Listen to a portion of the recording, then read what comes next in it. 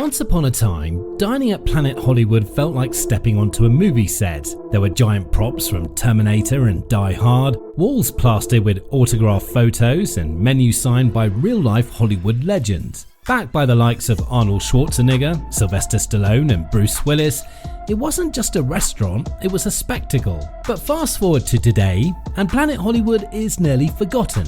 So what happened? How did a brand with so much star power and global buzz burn out so quickly? This is the rise and fall of one of pop culture's flashiest restaurants. It all began in October 1991. Robert Earl, a British businessman best known for helping grow the Hard Rock Cafe brand, had a big idea. He wanted to mix Hollywood glitz with the casual dining world. The result? Planet Hollywood. The very first location opened in the heart of New York City. But this wasn't just another restaurant. No, it felt more like stepping into a movie set. Everywhere you looked, you saw real props and costumes from famous films. Terminator's leather jacket, James Bond's sharp tuxedos, even golden Oscar statues. It was part restaurant, part movie museum, and people loved it. But the real magic wasn't just the decor, it was the star power behind it.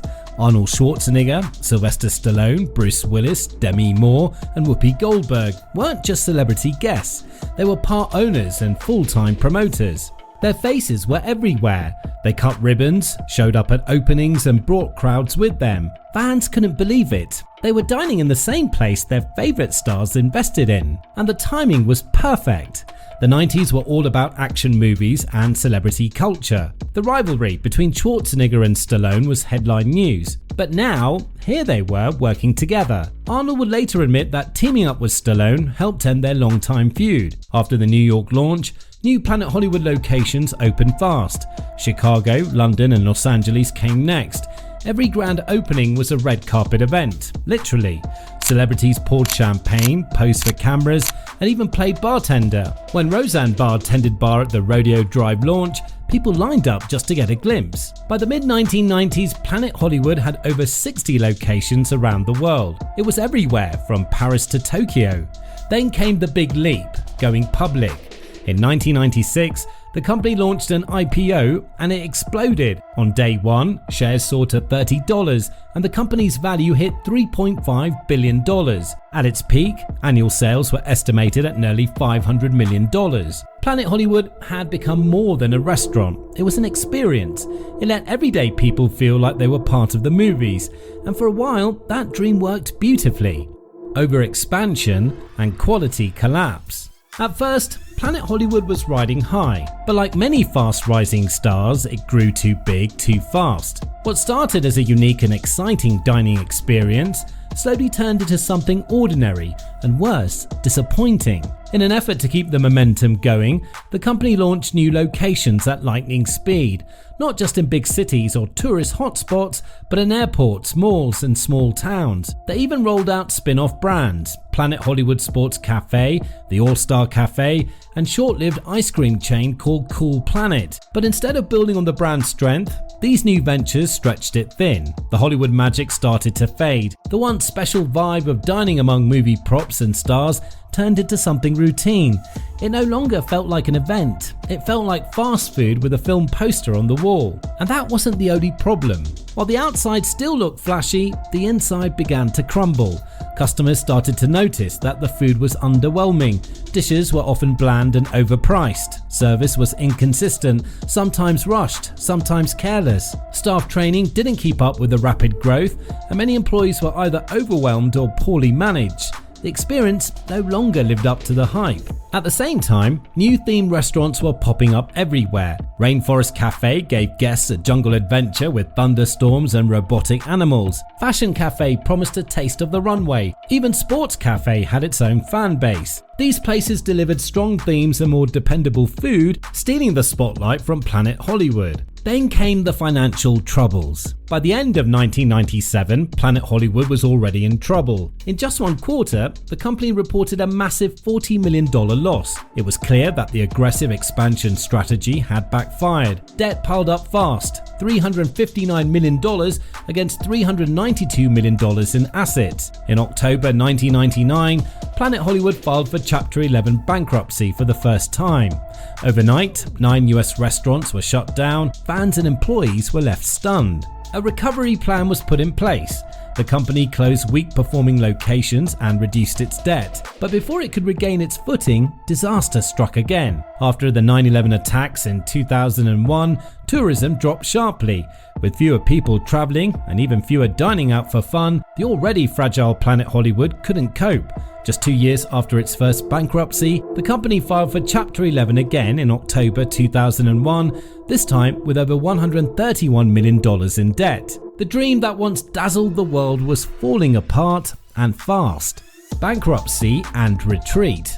By the early 2000s, Planet Hollywood was no longer the hotspot it used to be. After years of big spending, too many locations, and declining food quality, the company was in deep trouble. It had already filed for bankruptcy once, but things didn't get better. In 2001, just 2 years later, Planet Hollywood had to file for bankruptcy again. After that second filing, the company began closing restaurants quickly. At its peak, there were more than 60 locations all over the world. But after 2001, that number dropped fast. Many restaurants shut their doors without warning. Some closed quietly, others after months of low customer turnout. By 2025, only 3 Planet Hollywood restaurants were still open. Just 3. That's a huge fall from the brand that once ruled the theme restaurant world. Even their most famous spots couldn't survive.